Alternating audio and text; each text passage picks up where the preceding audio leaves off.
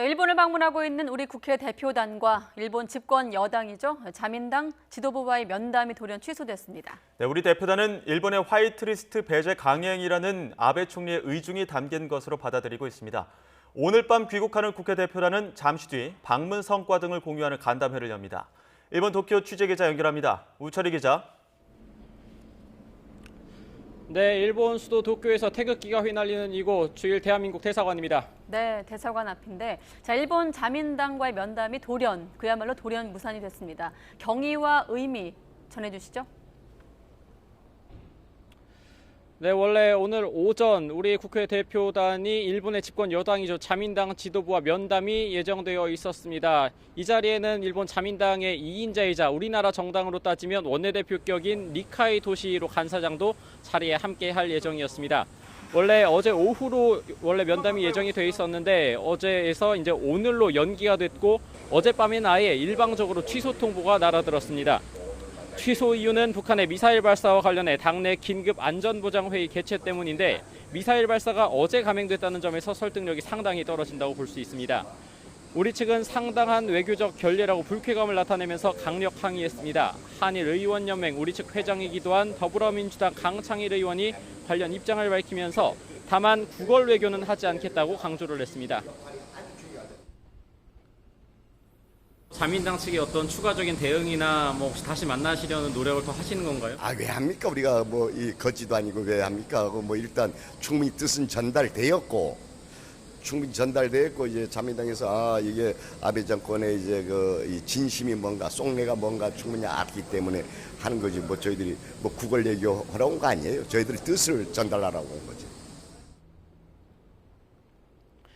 또 현재 일본 정부의 화이트리스트 배제 강행 의지가 강한 것 같다면서 우리 측에 해줄 대답이 없으니 만남을 피하려는 것이라고 분석했습니다. 국회 외교통일위원장인 한국당 소속 윤상현 의원도 화이트리스트 배제는 되돌릴 수 없다면서 일본 내부적으로 확정됐다는 것을 자민당 지도부도 잘 알아 만남을 부담스러워했을 것이라고 설명했습니다. 이와 함께 민주당 강창일 의원은 만나기로 했던 니카이 간사장은 친한파라며 면담 취소에는 아베 신조 일본 총리의 의중이 반영됐고 함구령을 내린 것 같다고 분석했습니다. 자민당의 2인자를 누를 수 있는 사람은 아베 총리밖에 없다는 겁니다. 네, 우철희 기자 지금 주일 한국대사관 앞에 나와 있는데 대사관에서 진행되는 일정이 무엇이 있습니까?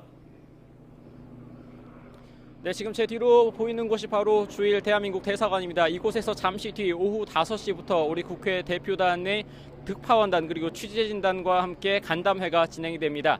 이 자리에서는 이번 일본 방문에 대한 성과 그리고 평가를 공유하고 또 동시에 일본 의원, 일본 정당 관계자들과 나눴던 의견들 그리고 내용들 이와 함께 앞으로 우리 국회 차원에서의 계획에 대해서도 밝힐 것으로 보입니다.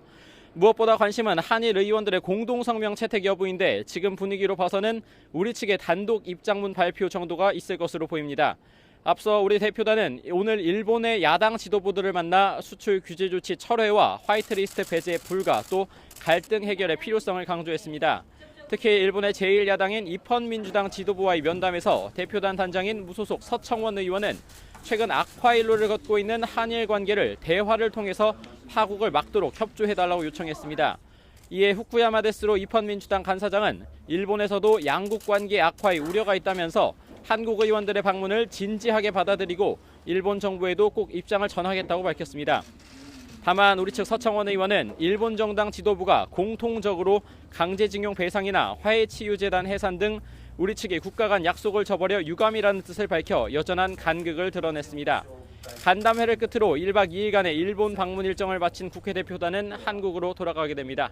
지금까지 일본 도쿄에서 YTN 우철입니다.